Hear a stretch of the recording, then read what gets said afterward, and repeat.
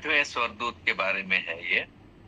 छठवें स्वर्गदूत ने अपना कटोरा महानदी फरात पर उंडेल दिया और उसका पानी सूख गया कि पूर्व दिशा के राजाओं के लिए मार्ग तैयार हो जाए। फिर मैंने उस अजगर के मुंह से और उस पशु के मुंह से और उस झूठे भविष्यद्वक्ता के मुंह से 3 अशुद्ध आत्माओं को मेढकों के रूप में निकलते देखा। ये चिन्ह दिखाने वाली आत्माएं हैं जो सारे संसार के राजाओं के पास निकलकर इसलिए जाती है कि उन्हें सर्वशक्तिमान परमेश्वर के उस बड़े दिन की लड़ाई के लिए इकट्ठी करें। देख, मैं चोर के समान आता हूं। धन्य वह है जो जागता रहता और अपने वस्त्र की चौकसी करता है कि नंगा ना फिरे और लोग उसका नंगापन न देखे। और उन्होंने उनको उस जगह इकट्ठा किया जो इब्रानी में हर मगीदोन कहलाता है। प्रभु अपने वचन के पढ़े जाने पर आशीष दे। बहुत सारी बातें हैं इस जो पद पढ़ाया गया अभी, इसमें अब एक एक का बयान करने का इतना टाइम नहीं है कि सब चीजों को भी बोल दिया जाए। बहुत समय लगेगा इसमें, क्योंकि हर चीज को मैं पहले भी बता चुका हूं थोड़ा बहुत तो, लेकिन एक एक शब्दों जो यहाँ पर लिखा हुआ है अब इसका बयान करने में बहुत समय लग सकता है। इसलिए हम लोग जल्दी जल्दी अब देखिए, आज छठवें स्वर्गदूत का कटोरा उंडेला जा रहा है, उसके विषय में हम लोगों ने अभी पढ़ा। कहाँ उंडेला जा रहा है? स्पेसिफिक जगह है, खास जगह है जहां पर उसको उंडेलने के लिए बोला गया है। और ये जो है महानदी फरात पर उंडेल दिया। 2 नदियां हैं जिसके जो बहुत ही मतलब खास नदियां हैं, और एक यूफ्रेटिस है और एक टाइग्रिस, 2 नदियां हैं। ये दोनों नदी का मिलन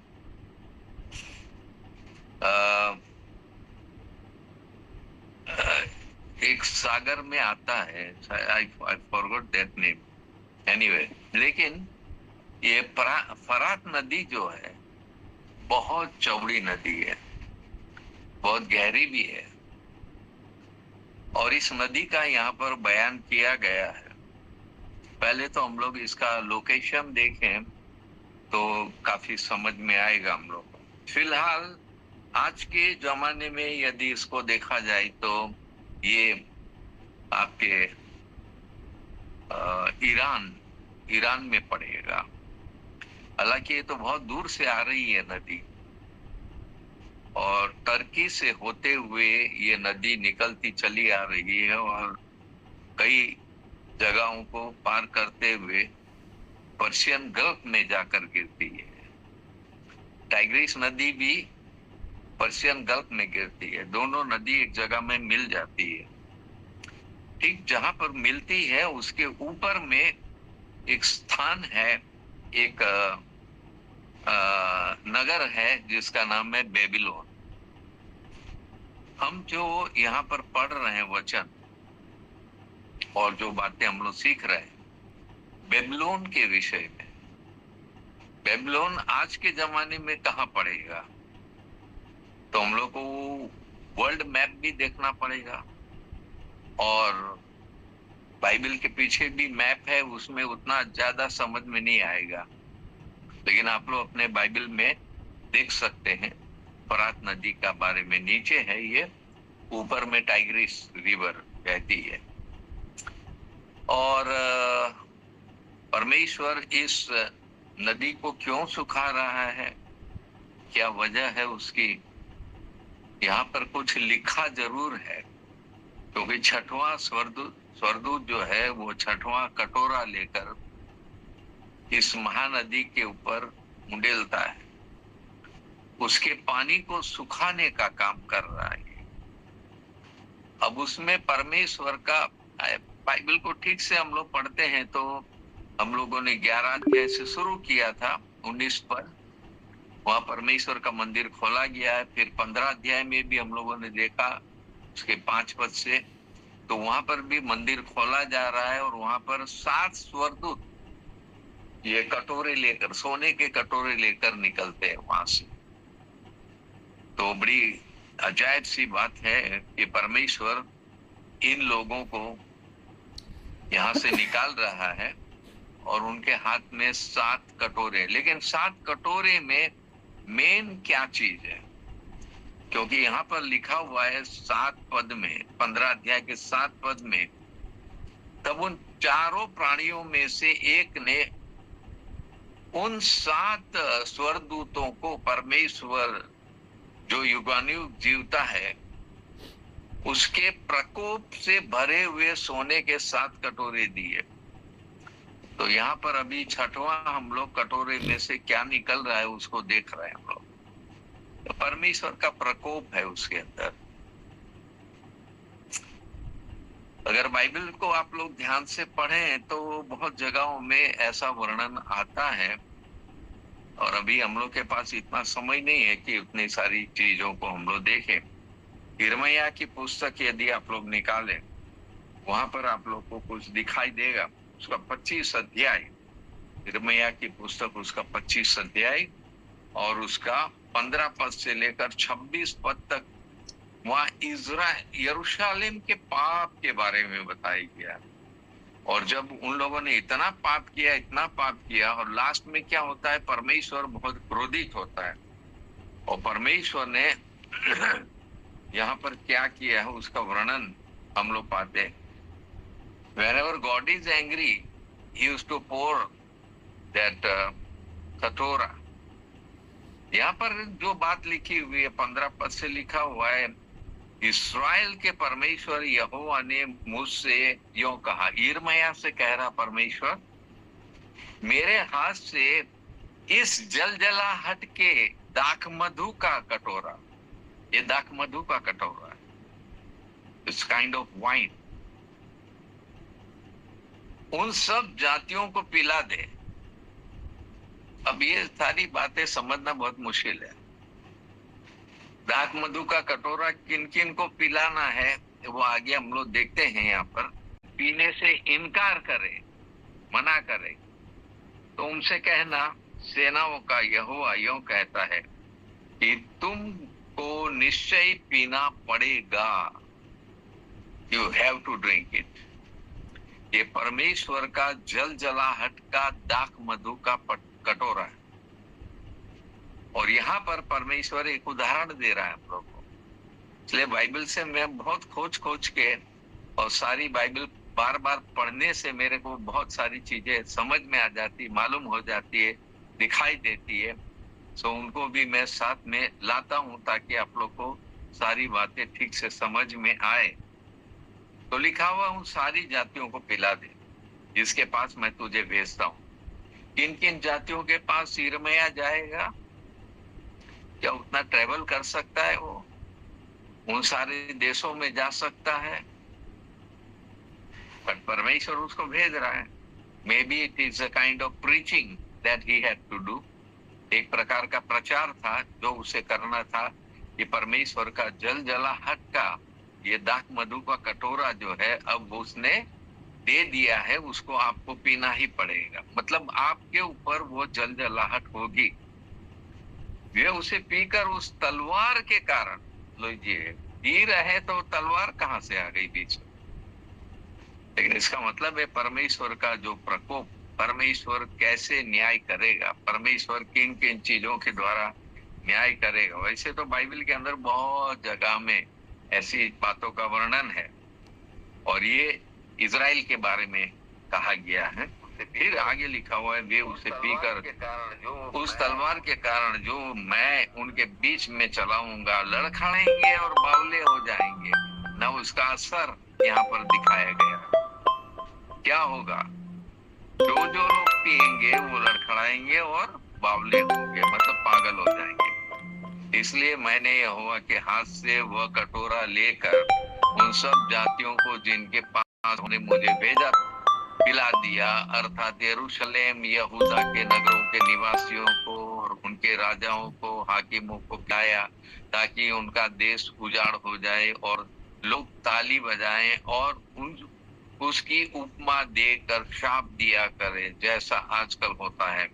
मिस्र के राजा फिरौन और उसके कर्मचारियों, हाकिमों और सारी प्रजा को, सब विदेशी मनुष्यों को, उस देश के सब राजाओं को, फलिस्तियों के देश के राजाओं को, अस्कलोन, अज्जा और एक्रोन और अशदोद के, ये फलिस्तियों का देश है सारा, बचे हुए लोगों को, और एदोनियों, मोआबियों, अम्मोनियों को और सारे उनके सारे राजाओं को, और सीदोन के सब राजाओं को। ये देखिए इजराइल के आसपास के जितने सब देश है उन सब का वर्णन यहाँ पर हम लोग देख रहे हैं।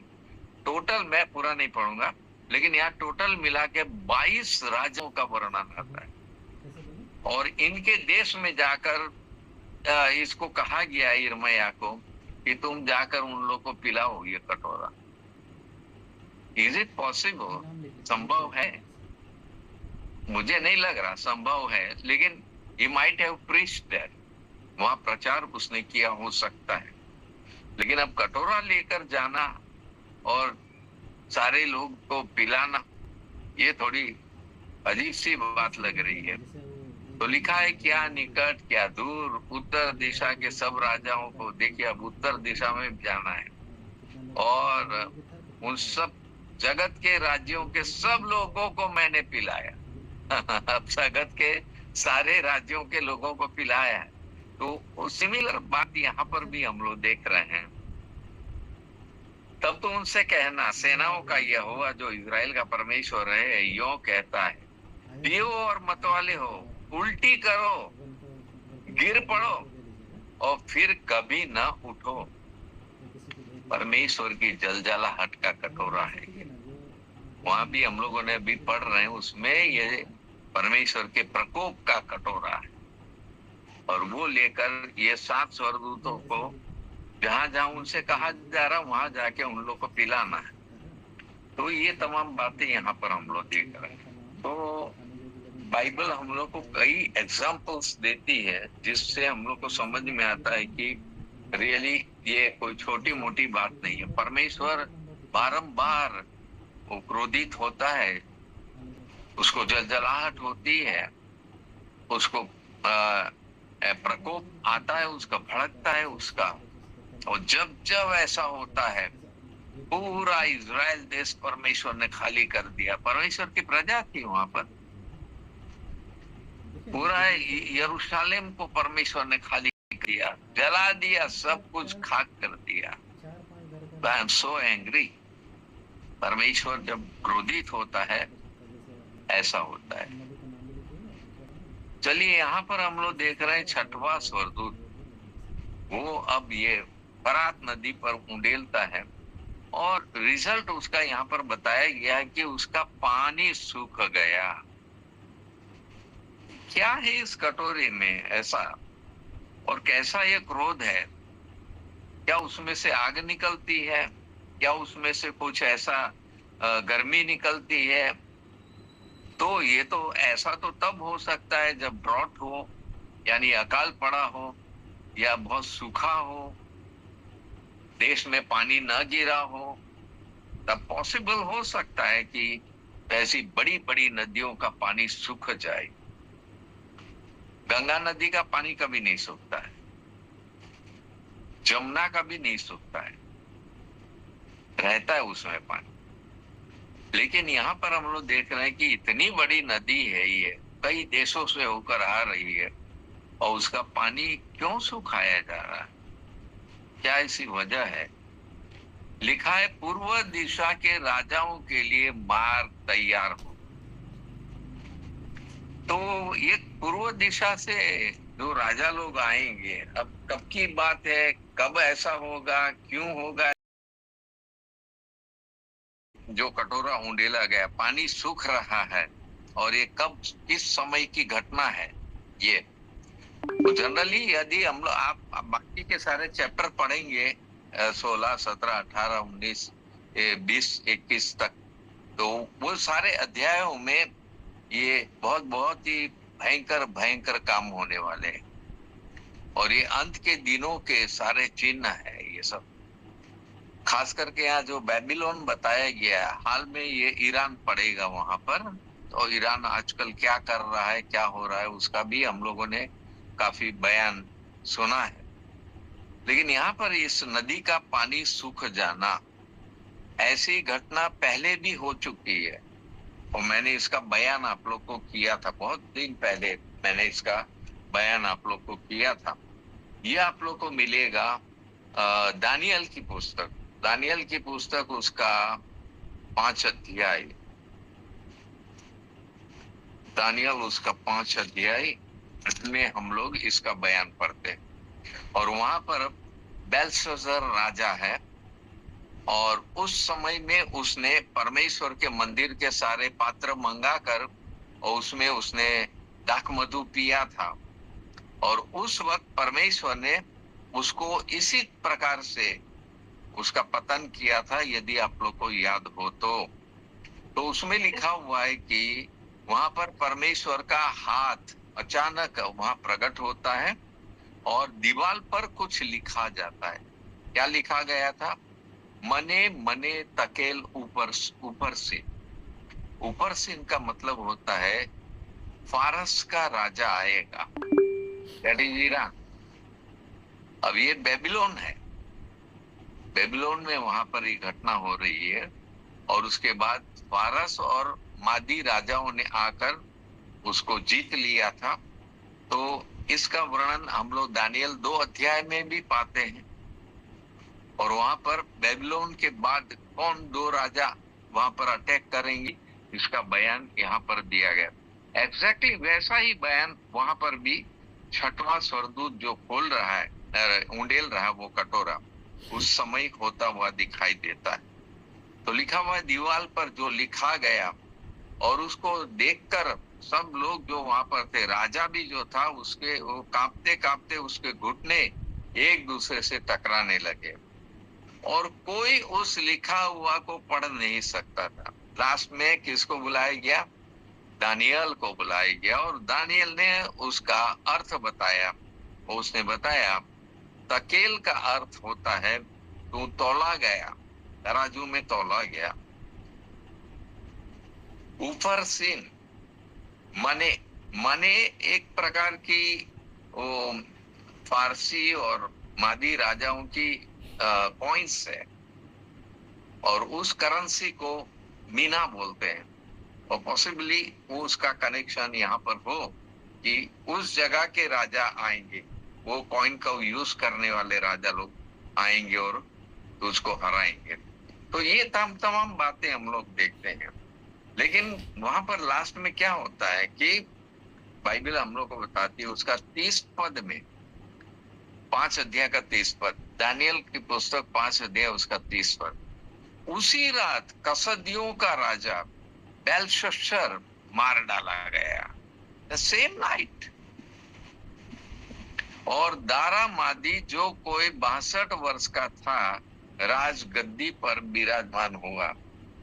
बहुत सारी स्टडीज इसमें करनी पड़ती है, तब जाके कुछ खुलासा निकलता है।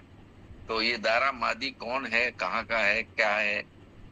सो ये पूर्वी देश के राजा हैं दोनों, और इन लोगों ने जब चढ़ाई की, उसके बाद बेबीलोन का, बेबीलोन का किस तरह से अंत हुआ है, और वो राजा जो था बेलशस्सर, उसका अंत कैसे हुआ उसी रात को।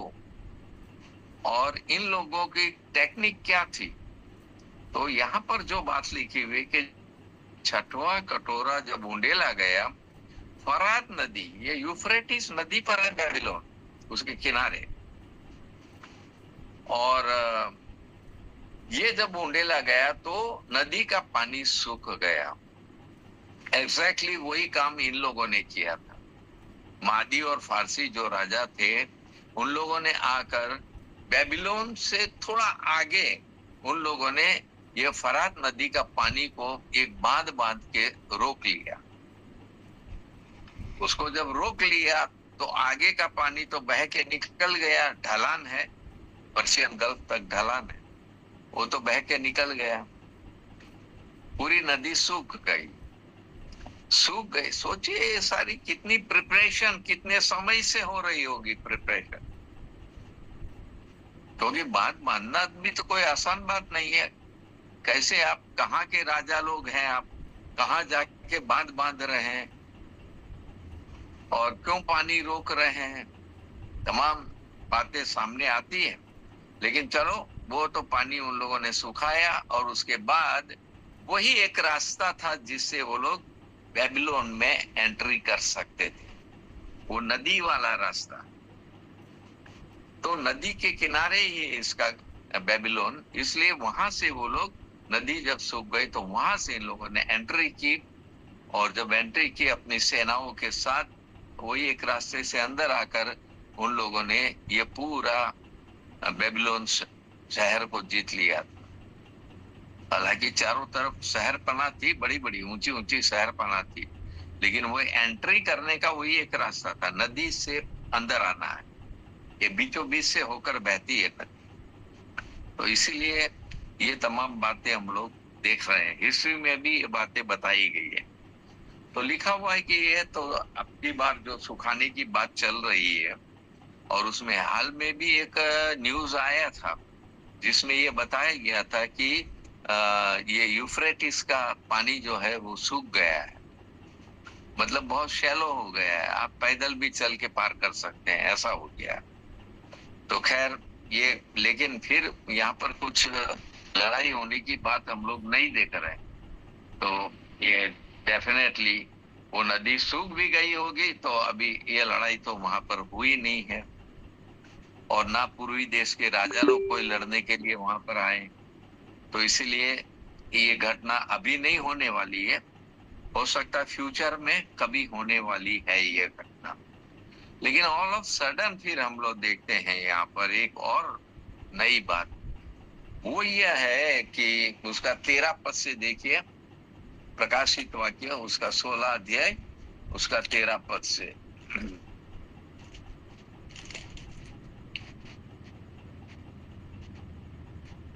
सो यहाँ पर लिखा हुआ है 13 पद से, फिर मैंने उस अजगर के मुंह से और उस पशु के मुंह से और उस झूठे वक्ता के मुंह से 3 अशुद्ध आत्माओं को मेढकों के रूप में निकलते देखा।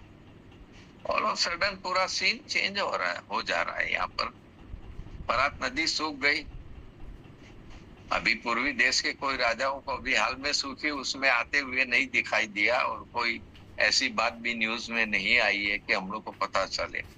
लेकिन यहाँ पर जो बात यह है, तो वहां पर ऑल ऑफ सडन अब शैतान को बहुत एक्टिव रूप में काम करते हुए हम देख रहे हैं। और यहाँ 3 व्यक्तियों के बारे में बताया गया, एक तो शैतान खुद है, दूसरा हम देखते हैं कि वो ख्रिस्त विरोधी वो पशु, और तीसरा है झूठा भविष्यद्वक्ता। और बाइबल ये बता रही है कि उनके मुंह में से क्या निकल रही है, अशुद्ध आत्माएं निकल रही है। तो 3 अशुद्ध आत्माएं निकलती है वहां से, उनके मुंह से। सो वी कैन अंडरस्टैंड कि इनके अंदर जो दुष्ट आत्माएं घुसी हुई थी या घुसी हुई है, अभी तो ये लोग आएंगे, अभी तो बहुत बड़ा काम होने वाला है। तो उस वक्त उनके मुंह से इसका निकलना, दुष्ट आत्माओं को, बाइबल के अंदर हम लोगों ने पहले भी मैंने आप लोग को बताया था, पहला राजा उसका कौन सा अध्याय, 22 अध्याय शायद, वहां पर मीका ने जब बताया था, हकीकत बताई थी, तो उसने अहाब राजा जो था वो लड़ाई करने जाना मांग रहा है, कहाँ, गिलाद देश में, गिलाद हमारा है, हमें ले लेना चाहिए। और उस वक्त परमेश्वर की सभा होती है और वहां सारी आत्माएं आती है, और परमेश्वर कह रहा है कि कौन जाके इन सारे नबी लोग, कई नबी वहां पर इकट्ठा हुए थे और सब लोग कह रहे थे कि गिलाद हमारा है, हम लोग जीत जाएंगे, अहाब राजा तुम लड़ने जाओ। और जो यहूदा का राजा भी आया था, उसको भी कहा जा रहा तुम लोग जाओ और तुम्हारी जीत होगी। और उस वक्त जो एक दुष्ट आत्मा वहां पर दिखाई देती है, वो कौन सी थी? झूठ बोलने वाली। ये पूरा सीन कौन देखता है? मिकाया।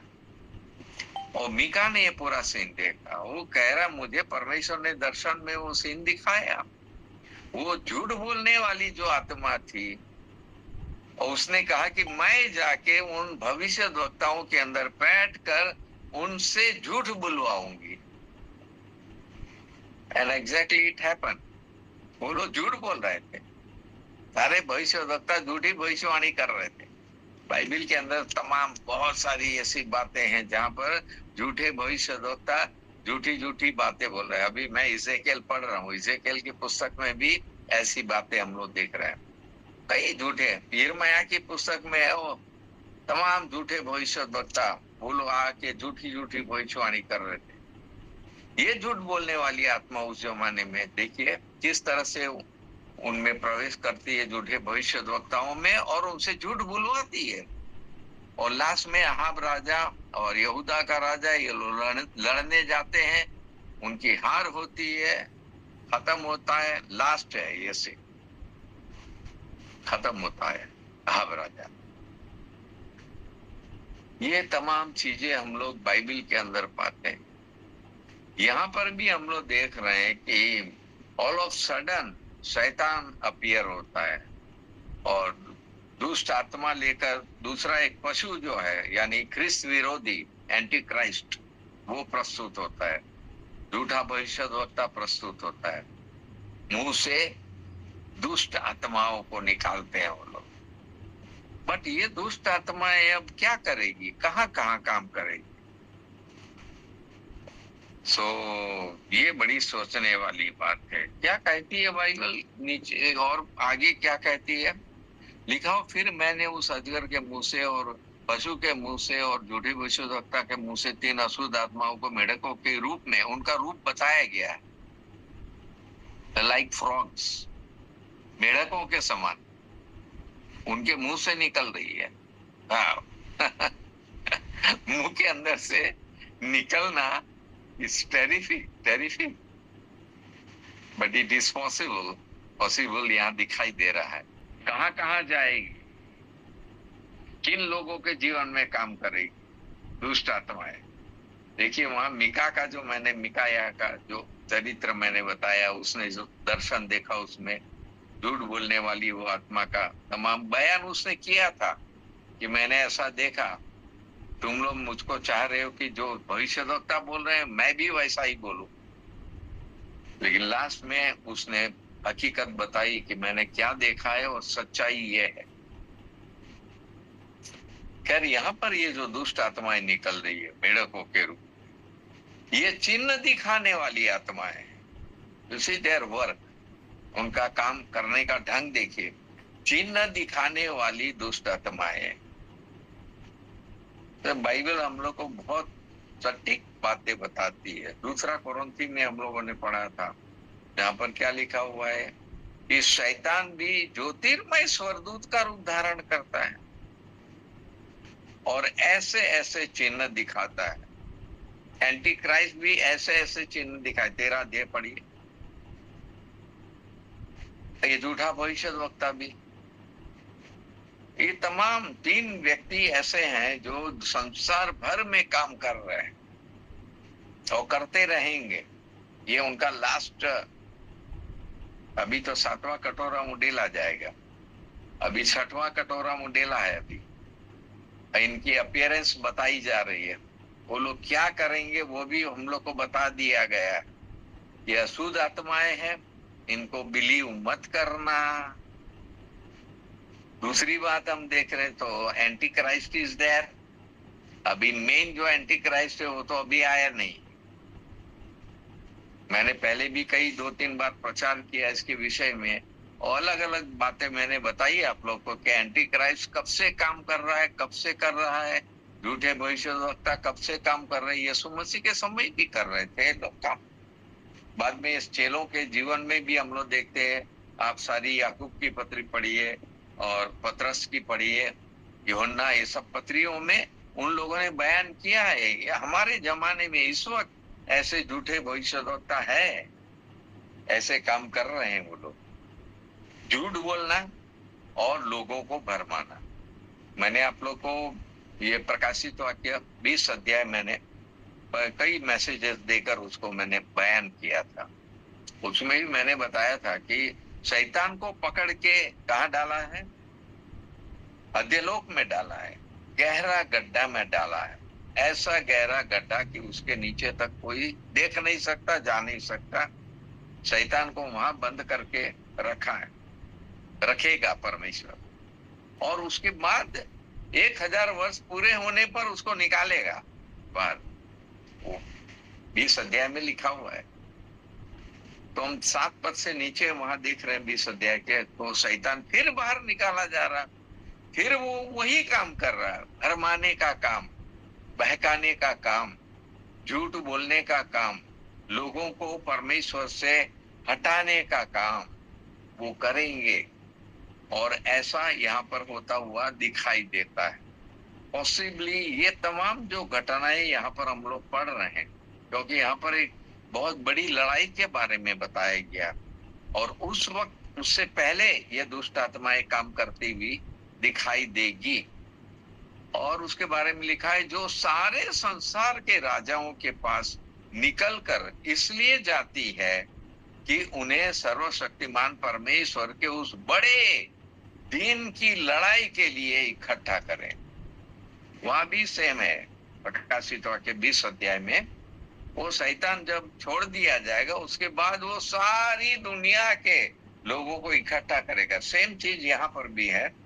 ये 3 जो दुष्ट लोग हैं वो अपने मुंह से दुष्ट आत्माओं को निकालकर सारी दुनिया में भेजेंगे। एंड हमने भजन संहिता उसका 139 अध्याय आप लोग को बताया था, बार बार बताता हूं मैं। और उसमें लिखा है, मैं तेरी आत्मा से भाग कर किधर जाऊं। ये पवित्र आत्मा के बारे में है। ऊपर चला जाता हूँ आकाश में, वहां तेरा पवित्र आत्मा है। समुन्द्र में नीचे घुस जाता हूँ, वहां भी तेरा पवित्र आत्मा है। अंधकार में भी तेरा पवित्र आत्मा, उजाले में तो है ही तेरा पवित्र आत्मा। जिस दिशा में मैं जाऊं वहां तेरा पवित्र आत्मा है। उठना बैठना सारी बातें तेरा पवित्र आत्मा जानता है। वो 139 अध्याय में लिखा है। एग्जैक्टली उसी टाइप का काम ये दुष्ट आत्माएं कर रही है, करती हुई दिखाई देगी, क्योंकि ये सारे संसार के राजाओं के पास भेजी जा रही है। सेम चीज आप जकरिया उसका 14 अध्याय पढ़िए।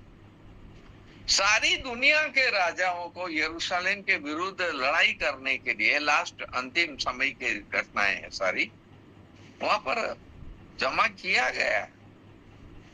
परमेश्वर खुद भी कह रहा है, क्योंकि मैंने ये बयान कर दिया इसलिए मैं भी सारे राजाओं को लेके आऊंगा वहां पर, मैं खुद लेके आऊंगा। आओ लड़ाई करके देख लो क्या होता है। ये लास्ट लड़ाई है, वहां भी लास्ट लड़ाई। उसके बाद ये सारे शैतान और वो झूठी आत्माएं ये सब भी उसमें डाल दिए जाएंगे नरक की आग में। Then this is finished, खत्म। लेकिन ये 6वां जो स्वर्गदूत ये फरात नदी का पानी सुखा रहा है, उसके बाद जो राजा लोग आ रहे हैं, लेकिन ऑल ऑफ सडन फिर सारा सीन चेंज हो रहा है यहाँ पर। और यहाँ 13 पद से लेकर उसके 16 पद तक जो बातें लिखी हुई है, ये बड़ी सीखने योग्य बातें, जानने योग्य बातें। तो भी लिखा हुआ है कि सारे राजाओं के पास, संसार के सारे राजाओं के पास निकल कर इसलिए जाती है कि परमेश्वर के विरुद्ध लड़ाई करने के लिए वो लोग इकट्ठे हो। तो जितनी जितनी बातें मैं आप लोग को बता रहा हूँ, उन तमाम अध्यायों को आप पढ़ेंगे या उन तमाम हकीकतों को पढ़ेंगे तो वहां पर आपको समझ में आएगा कि रियली अंतिम समय की जो ये घटना है और कितने कितने राजा वहां पर होंगे, सारी दुनिया की बात हो रही, सारे संसार की बात हो रही, इसलिए।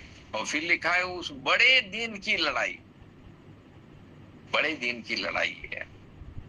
हम लोग बड़ा दिन किसको बोलते हैं? क्रिसमस को बोलते हैं ना, बड़ा दिन आ गया। लेकिन ये बड़ा दिन, आप ये जकरिया उसका 14 अध्याय पढ़िएगा, वहां पर इस बड़े दिन की बात बताई गई है। ना सूरज है वहां, ना चांद है, ना अंधियारा है, ना उजियाला दिखाई दे रहा है। एक ऐसा दिन आएगा और लगातार वो दिन चलता रहेगा बहुत समय तक, वो एक दिन। फिर मैंने आप लोग को बताया था कि परमेश्वर का एक दिन हमारे 1000 वर्ष के बराबर है। पॉसिबली उसी समय की ये सारी घटनाएं हैं।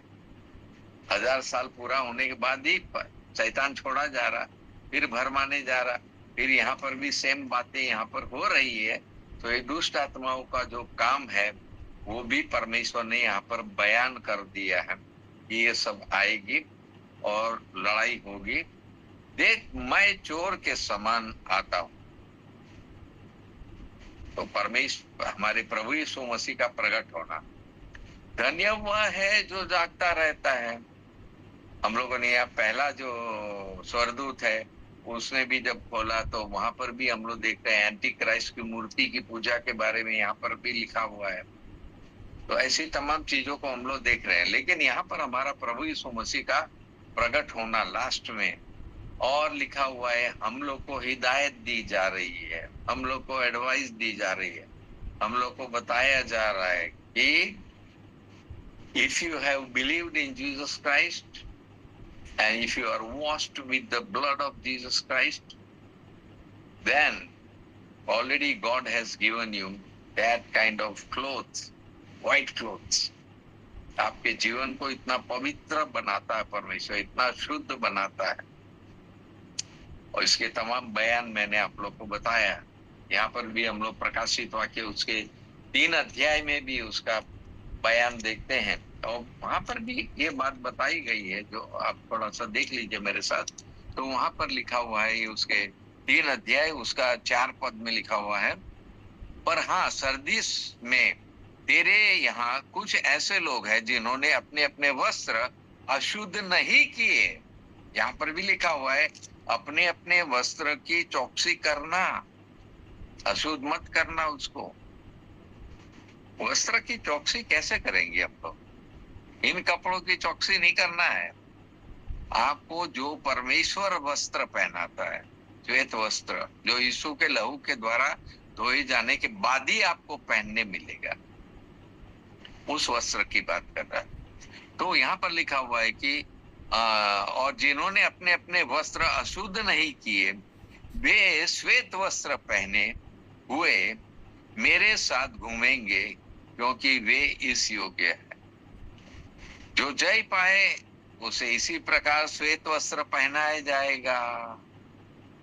सरदीस की कलीसिया को बोला जा रहा है। पहले भी मैंने आप लोगों को मैसेज दिया, उसमें अनेक बातें बताई, जिसमें ये 7 कलीसियाएं अलग अलग 7 पीरियड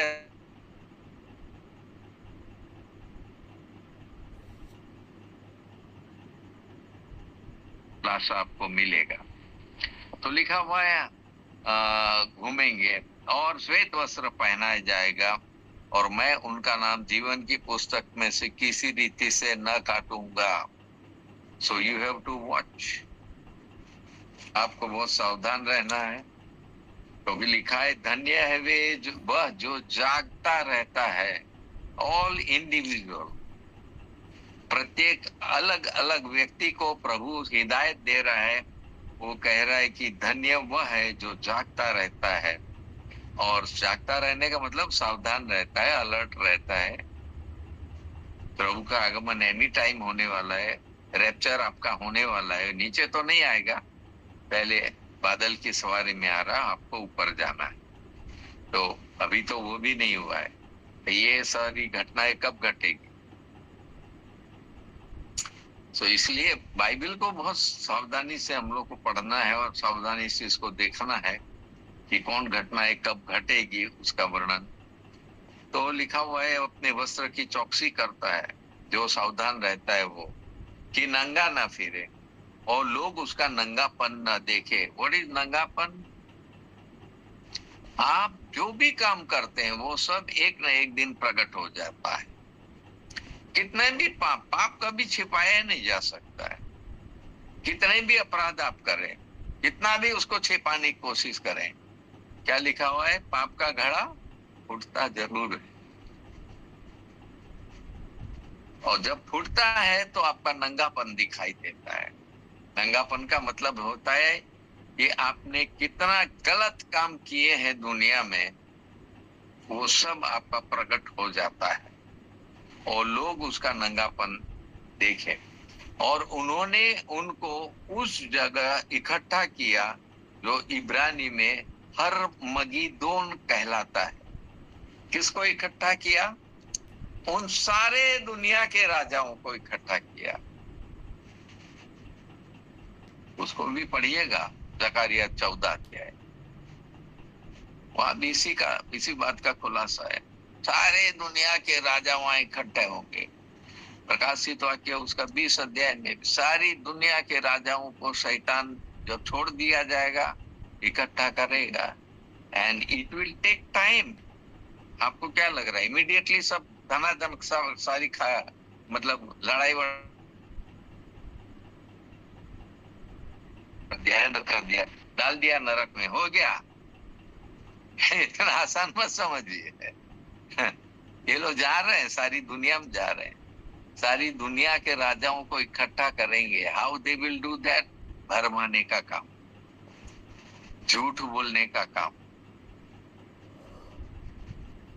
ये काम वो लोग करेंगे। और ये दुष्ट आत्माएं कर रही है काम। 3 दुष्ट आत्माएं निकल रही है और ये जो 3 व्यक्ति यहाँ पर बताए गए उनका भी काम सेम है। Every time they speak like. यूहन्ना उसका 8 अध्याय उसका 44 पद में क्या लिखा हुआ है? शैतान प्रारंभ से झूठ बोलता है, वह झूठ का बाप है, झूठ का पिता है। परमेश्वर हमारा पिता है। वी शुड नॉट स्पीक लाई। झूठ नहीं बोलना है। अगर झूठ बोलते हैं तो समझ लीजिए ये दुष्ट आत्मा है। ये काम कर रही है, कहीं ना कहीं घुसती है। ये किस किस में घुसेगी, किस किस के साथ वो काम करेगी, ऐसा सारी दुनिया के लोगों के बीच में जा रही है। Terrific. It will take time. समय लगेगा, क्यों नहीं लगेगा?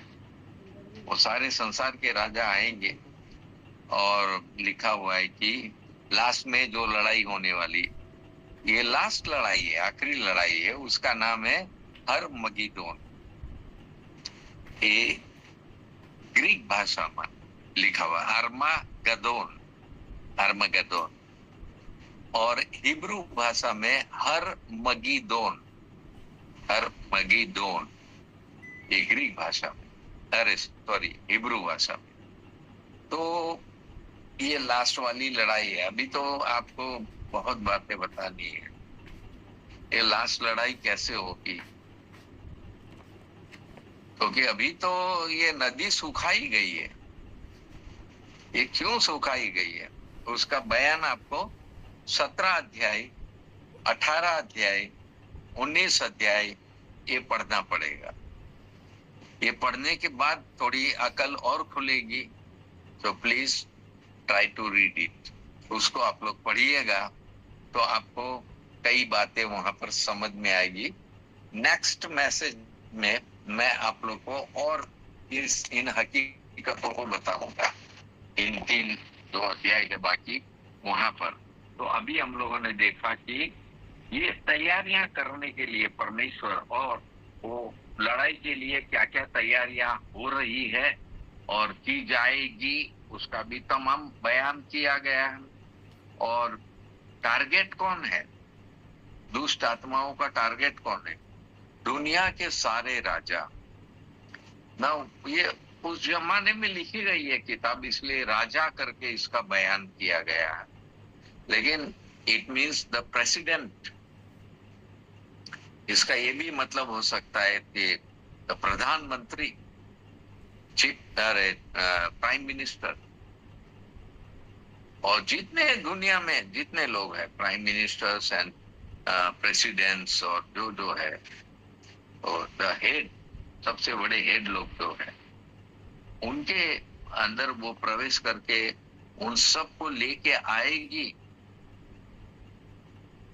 पिछले बार भी मैंने आप लोग को जो बात बताई थी, वो शैतान के बारे में, तो छोड़ दिया जाएगा, उसके बाद जो लड़ाई होने वाली है। और वहां पर भी मैंने बताया था कि कैसे ये लड़ाई होगी, क्योंकि अरमागदन जो ये जगह है, ये मैगिदो करके एक जगह है, पर्वत भी है, पहाड़ भी है। It's not so big. Carmel पर्वत से आपको दिखाई देगा सब कुछ। अगर आप कभी जाएं इजराइल में, तो वहां से आपको कार्मेल पर्वत से ये मेगिदो पर्वत दिखाई देगा, मगध, मगध देश, मगध पर्वत। और उसकी भी बाइबल के अंदर कई घटनाएं हैं जो हम लोग बाइबल के अंदर पढ़ते हैं। और मगिदो में योशिया राजा जो था,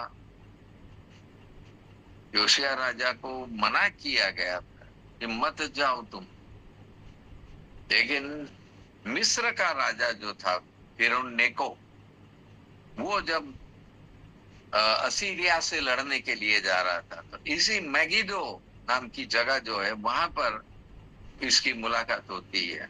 इसकी, योशिया राजा की। वो भी सेना लेकर पहुंच गया, किससे लड़ने? फिरौन राजा से लड़ने। फिरौन राजा ने उसको मार डाला, खत्म हो गया। फलिस्तियों के साथ भी जो लड़ाइयां होती, उसमें भी ये मगिदो की जगह में लड़ाई हुई है। उसका भी बयान मैंने बताया था आप लोगों को पिछले दिनों में। तो ये जगह को आप लोग याद रखिएगा। इस जगह में ये आखिरी लड़ाई होने की बात कही गई। हालांकि आजकल, मैंने पहले भी आप लोग को इसका जिक्र किया था, कि आजकल के लड़ाई के हथियार आप अपने देश में बैठ के ही आप पूरे एक बड़ा देश आप उड़ा सकते हैं, खत्म कर सकते हैं। ऐसे ऐसे हथियार आज बन के रेडी है। Then why to get together in Megiddo? हर मगिदो में जाके क्यों हम लोग को जमा होना है? दुनिया के सारे राजाओं को क्यों जमा होना? एक सवाल है मेरा, और इस पर भी विचार करने की आवश्यकता है। रियली यदि सारी चीजें हैं, जो इसका भेद कैसे खोलेगा, कौन खोलेगा? But it is in the hands of God.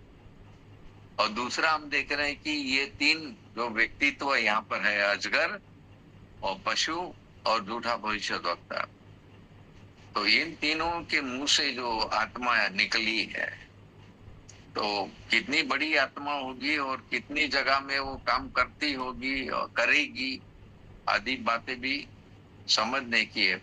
तो एक तरफ हम देख रहे हैं satanic power, on the other hand आप जकरिया 14 पढ़ेंगे तो God's power is there working to gather all the kings of the earth. दुनिया के सारे राजाओं को वहां जमा करने का भी बयान बताया गया। God will do that. तो ये तमाम चीजें हम लोग को थोड़ा समझने की है, और इस पर हम लोग नेक्स्ट उसमें बयान मैं करूंगा। और जितना मेरे को समझ में आता भाई, मैं तो उसको बयान करूंगा, डेफिनेटली आपको समझाऊंगा बातें। लेकिन अब बहुत सारी बातें हैं जो इसमें हम लोग को हकीकत जाननी है पहले। अभी 7वां कटोरा बाकी है, उसको भी उंडेलना है ना। अभी वो उंडेलेगा तब क्या होगा, अभी तमाम बातें। चलिए हम लोग प्रार्थना करें। हे हमारे पिता परमेश्वर, आज के इस वचन के लिए हम आपका धन्यवाद करते हैं। इसमें भी बहुत सारी हकीकत की बातें हम लोग आज देख पाए हैं। हालांकि आज केवल एक कटोरे के उंडेलने से क्या क्या होने वाला है, किस तरह से शैतान और उसका ग्रुप जो है वो आंदोलित होने वाला है, और फिर परमेश्वर और उसके किस तरह से पूरी दुनिया के राजाओं को इकट्ठा करने की बात जो उसने बताई है वो कैसे करेगा। ये तमाम चीजों को हम लोग प्रभु जी जानना चाहते हैं, देखना चाहते हैं, अनुभव करना चाहते हैं, ताकि प्रभु जी हम भी जब आपके साथ वापिस रैप्चर के बाद वापिस इस दुनिया में आए तो पिता परमेश्वर इस हकीकत को हम अपनी आंखों से देख पाए और समझ पाए। असंभव है, लेकिन दूसरी तरफ से पवित्र आत्मा इसीलिए भेजा गया है कि इन गुप्त भेद की बातों को, रहस्यों को हम लोग को मर्म और भेद के रूप में समझाए और बताए। धन्यवाद और स्तुति कर प्रार्थना है पिता परमेश्वर के हम सबों की समझ बुद्धि को खोल दीजिए, ताकि जब जब हम इन वचनों को पढ़ें, हालांकि ये आसान नहीं है कि इन तमाम बातों को प्रभु जी याद रख सके और तमाम बातों को हम लोग उल्लेख कर सके, बहुत मुश्किल है। लेकिन तो भी प्रभु जी जो जो व्यक्ति बार बार तेरे वचन को पढ़ते हैं उनको प्रभु जी आप निश्चित रूप से खुलासा देते हैं और ऐसी हकीकतों को बताते हैं जो प्रभु जी लोगों की समझ के बाहर की होती है। धन्यवाद और स्तुति करते हैं। आपकी महिमा हो, आपकी तारीफ हो, आपकी बड़ाई हो। आखिरी जो अर्मगदन का लड़ाई होने वाली है उसका भेद भी हमारे बीच में आप खोले प्रभु, ताकि हम सब आत्मा से परिपूर्ण होकर हमेशा अपने वस्त्रों की चौकसी करते हुए एक पवित्र जीवन जी सके। धन्यवाद स्तुति के साथ ये प्रार्थना विनती यीशु मसीह के नाम से मांगते हैं। अब हमारे प्रभु यीशु मसीह का अनुग्रह, परमेश्वर पिता का प्रेम, पवित्र आत्मा की शांति और सहभागिता उपस्थित सभी लोगों के साथ अब से लेकर सदा तक बनी रहे। आमीन आमीन आमीन।